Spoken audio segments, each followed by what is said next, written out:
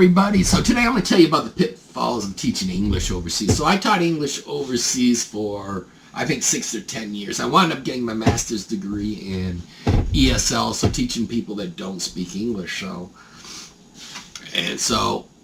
the pitfalls is a lot of people go overseas. Now, one thing I told a person, I'm going to start with different things. I'm going to bounce back and forth.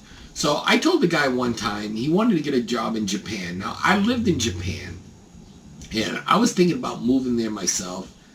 But one thing you got to really, truly consider is how much you're getting paid and the working hours. So you really got to look at, you got to do research on this because you will be taken advantage of. Okay, so let's just leave it at that.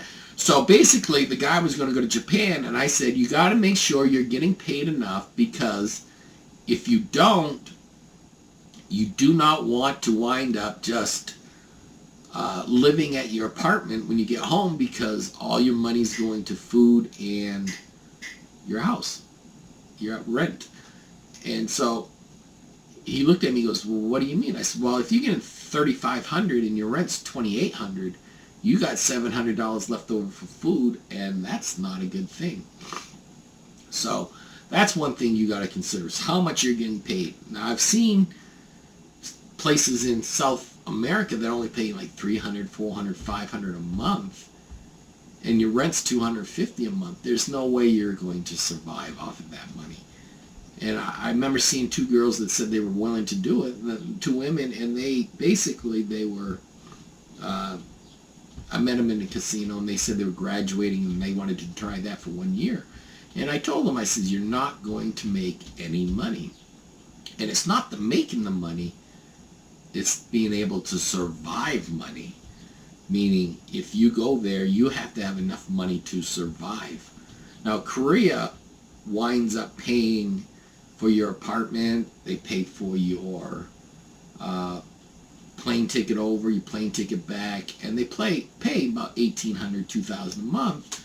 But the biggest problem here is there's I believe a website called like Korean Teachers Blacklist.com or something like that, where they were blacklisting schools, or you could review schools that you worked for.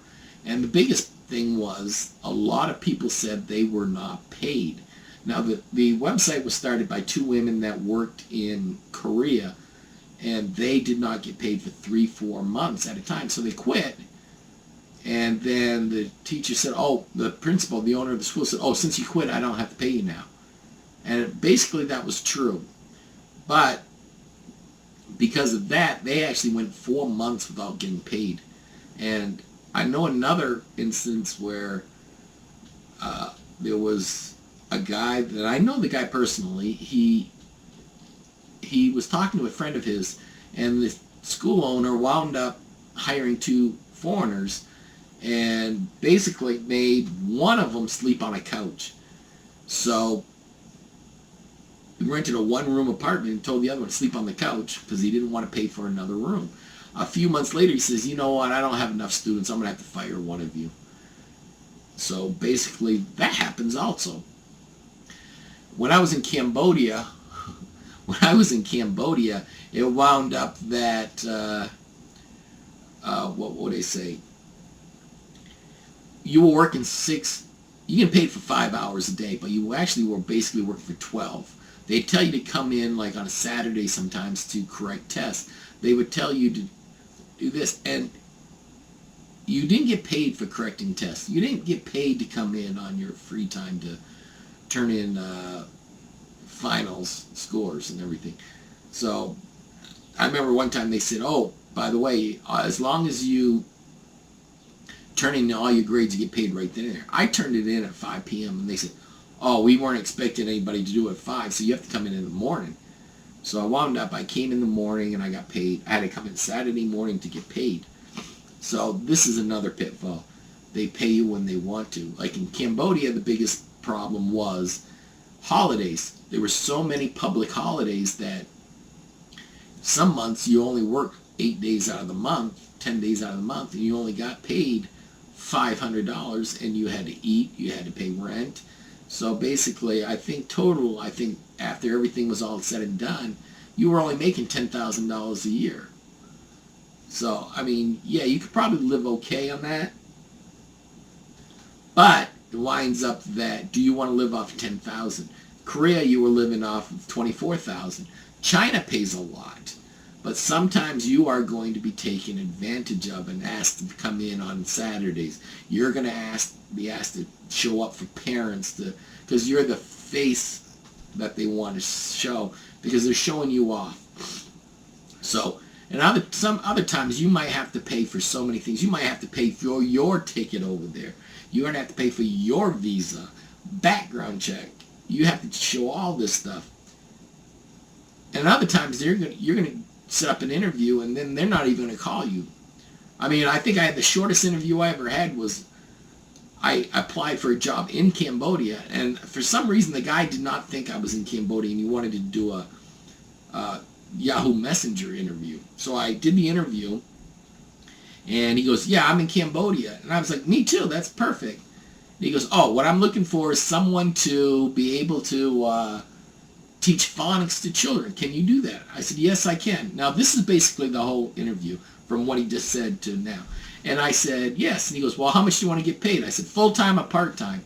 He said, full-time. I said, $1,400 a month. He goes, thank you. Interview is over. Nice talking to you. Because he only wanted to pay $600 a month.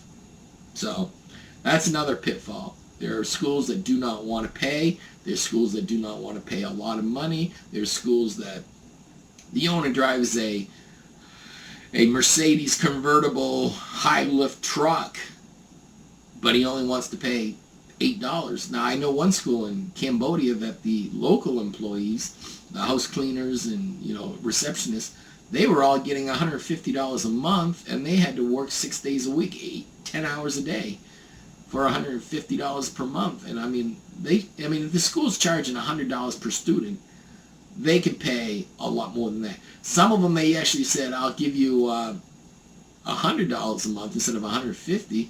You could sleep upstairs on top of the roof of the building with no covering or anything. So you have to make your own covering. And we'll give you one ramen bowl a day. And that was it. They were giving 10 cents a meal a day, which I think they should have gave them 3 meals a day. I mean, it was only going to cost them $1.50 a day for food for them. I mean that would have been a good perk for them, but no, they didn't do that. So some of them were taken a lot of advantage of, and you will too as a teacher. And I remember another time that I went in with my TESOL certificate, my master's degree, and being told that I wasn't qualified because I didn't have a CELTA certificate. A CELTA certificate is a beginning level ESL course taught by Cambridge.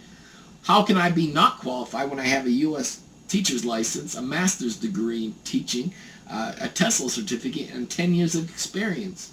Because I don't have a certificate? I mean, seriously. So these are the pitfalls you're going to get. So you understand, you're going to get low wages, long hours, you're going to be taken advantage of, you might not get paid. So you have to do a lot of research on these schools and find out what they're offering, what they're going to offer, and if it's going to be something that you're interested in.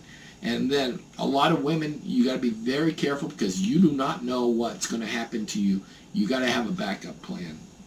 Everybody's got to have a backup plan because in cases like this, you do not know when you can go 3-4 months without any rent. Any money being poured and given to you for your working. I've been told I was making $12 an hour at 6 hours a day, 350. What is it?